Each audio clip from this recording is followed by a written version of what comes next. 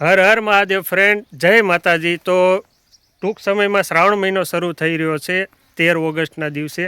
તો આપણે જે સોમનાથ મહાદેવનું જે આ પટાગણ છે, જે સોમનાથ મહાદેવની જે આ ભૂમિ છે બાબરિયાવાડની, એ જગ્યામાં ઘણી બધી અમારે રહસ્યમય ગુફાઓ છે. એમાંથી એક ગુફા તમને બતાવવાની છે. તો આજે અમારા બ્લોગમાં બન્યા રહેજો. આજ ફરીવાર એક નવો બ્લોગ લઈને આવી ગયા છીએ અને એક રહસ્યમય ગુફા બતાવવાની છે. હર હર મહાદેવ. તો ફ્રેન્ડ, અમે રસ્તામાં જતા હતા ને એટલે એક આ ઝાડ જોવા મળ્યું. ઝાડમાં આ સોળી જેવી શીંગો આવે, જે આપણે ખાવાની જે શાક કરવાની સોળી આવે ને એની જેવી શીંગો આવે. અને આની એવી ખાસિયત છે, અમે એવું સાંભળવા મળ્યું છે કે ગાયું ભેંસો અહીંયા જે ગોવાળિયા સારતા હોય એનું કેવું એવું છે કે અમારા માલઢોર ક્યારેય આને ખાતા નથી. આનું પાન પણ નથી ખાતા, એટલું ઝેર આવે આમાં. અને આમાં દૂધ જેવું સફેદ કેમિકલ આવે છે.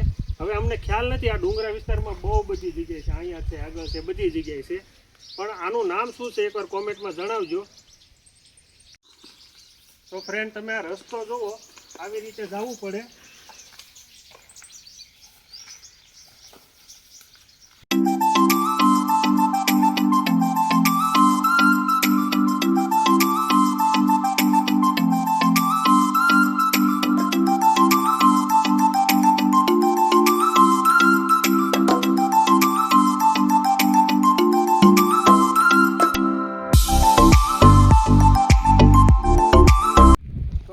ફાઇનલી જગ્યાએ પહોંચી ગયા છે. અમારી પાછળ છે ન્યાય એક એવી ગુફા છે, તમને બતાવવા નથી. હું તમને વાત એ કરતો હતો કે અહીંયા વરસાદ અમારે બહુ હોય ને ત્યારે અહીંયા ઝરણા વહેતા હોય. આ જગ્યાએ નદી જેવું એક સૌંદર્ય વાતાવરણ હોય. અત્યારે 20 દિવસથી વરસાદ નથી, નકાર આ ડુંગરામાં જે પાણી અંદરથી જે આવે ને, જે ઝરણા કહીએ આપણે, એ આ જગ્યાએ હોય. એટલે અત્યારે તો ઓછું પાણી છે, તમને અહીંયા બતાવવાની કોશિશ કરશું. 20 દિવસથી વરસાદ નથી, તોય છતાં જો અહીંયા આ પાણી છે, તમને બતાવવાની કોશિશ કરશું. આ પાણી છે અને આ છે બહુ ઊંચો ડુંગરો, એની ઉપરનું હજી કેટલા ટાઈમથી પાણી છે. 20 દિવસથી વરસાદ નથી આવ્યો. અને અહીંયા તો તમે જુઓ ને, વરસાદ હોય ત્યારે તમે આવો ને જોવા, ત્યારે અહીં બહુ બધું પાણી હોય ને વ્યૂ પણ કંઈક અલગ હોય, આનું વાતાવરણ પણ કંઈક અલગ હોય.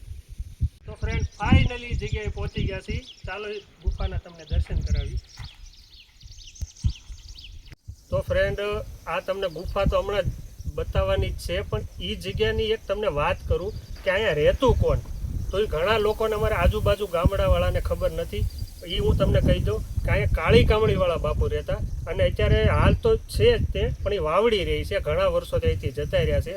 બીજી વાત કે મારા જે ફાધર છે, મારા પપ્પા છે, એ અહીંયા આ મેં તમને ડુંગર બતાવ્યો, આ જે આટલો ઊંચો ડુંગર છે, ત્યાં પાણીના મોટા મોટા કેરબા લઈ અને એ બાપુની સેવા કરવા આવતા હતા.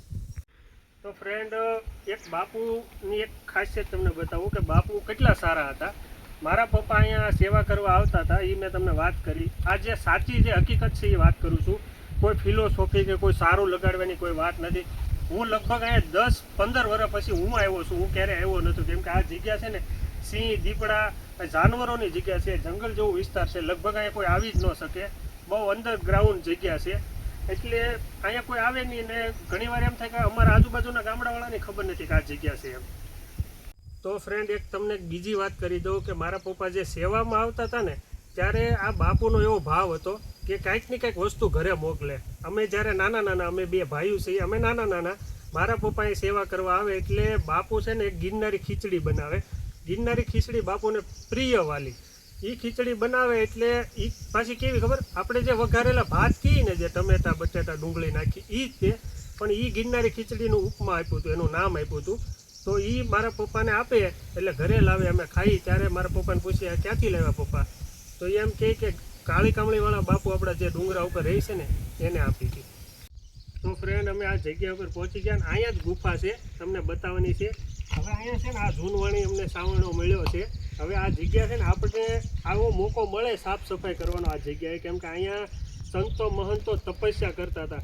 એટલે આ પાવન ધરતી ઉપર અત્યારે તો એવી જગ્યા ઉપર છે, જોગીદાસ બાપુ ખુમાણા બારવટો કરતા ને રહેતા, એ જગ્યા છે. આ બાબરિયા વાડ છે. તો તમને ચાલો ગુફા બતાવી અંદર કેવી રીતે આ રહેતા હતા આ જંગલમાં.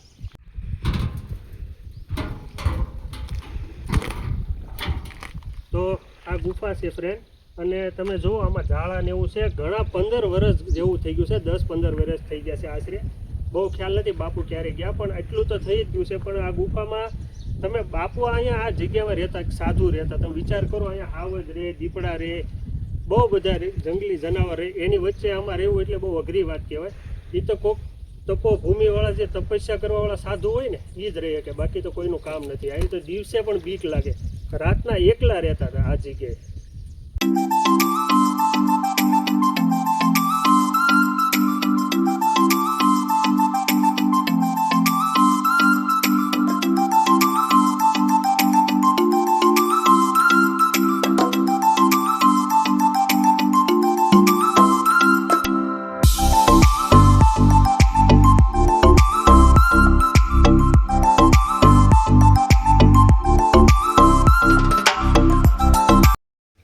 તો ફ્રેન્ડ અમે આ ગુફાની અંદર છે અને આ ગુફામાં આટલી ગરમી થાય, આમાં ધાબાનું એવું બનાવેલું છે. હજી આ ગુફાની અંદર એક નાની ગુફા છે, પણ હવે જીવજંતુથી બીક લાગે ને એટલે તમને બહુ બતાવી નહીં શકીએ, અંધારું છે.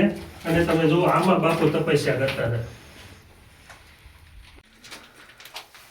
15 વર્ષ પહેલાની જે વસ્તુ છે ને બાપુની, જે આ ખાંડ છે, આ કંઈક છે, આમાં જે ભૂકી રાખતા હતા, શા ખાંડ જે રાખતા હતા, અમુક આ જે થોડી થોડી વસ્તુ રાખતા હતા, ગ્લાસ છે પાણી પીવાનો, આ બધી વસ્તુ હજી પણ હયાત છે. અને હવે તો આ જર્જરિત હાલતમાં છે ગુફા. તમે જુઓ,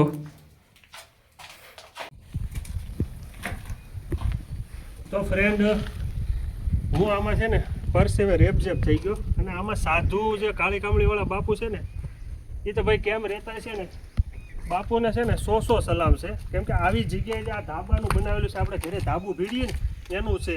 અને આ જંગલની વચ્ચે જે રહેવું ને, એ ભાઈ એ જ સાધુ ઓલિયા જ કરી શકે, બીજું કોઈ ન કરી શકે. તો ફ્રેન્ડ આપણે આ જે ગુફા જેમ હતી એવી રીતે બંધ કરી જવાનું છે. આ બ્લોગ અહીંયા જ સમાપ્ત કરીએ છીએ. અમારો બ્લોગ કેવો લાગ્યો તો લાઇક, શેર અને સબસ્ક્રાઈબ કરવાનું ભૂલતા નહીં. હવે કન્ટિન્યુ બ્લોગ લઈને આવવાના છીએ. તો આ નજારો તમને અહીંનો બધો તમને બતાવી દઈ અને હું આ ગુફા પર બંધ કરી દઉં.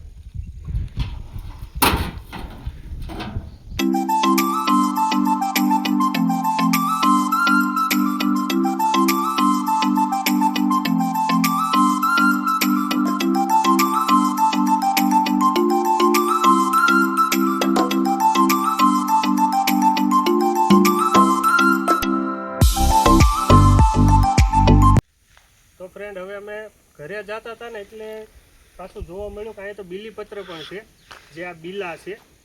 અને હમણાં શ્રાવણ મહિનો આવે છે 13 ઓગસ્ટના દિવસે, ત્યારે મહાદેવને રીઝવવા આપણે આ બીલીપત્ર ચડાવીએ. અને મહાદેવનું પ્રિય છે બીલીપત્ર. તો અહીંયા કેટલા કેટલા ઝાડ છે એ તમને બતાવી દઉં. એક આ બીલીપત્ર, આ જંગલી જલેબીનું જે આપણે કાતરી કહીએ આપણી ભાષામાં, એ લીમડો અને વડલો. અહીંયા ગુફા છે અને અહીંયા સ્થાન છે. ક્યાં ભગવાન છે ખ્યાલ નથી, પણ બધા ભગવાન આપણા માટે સમાન જ છે.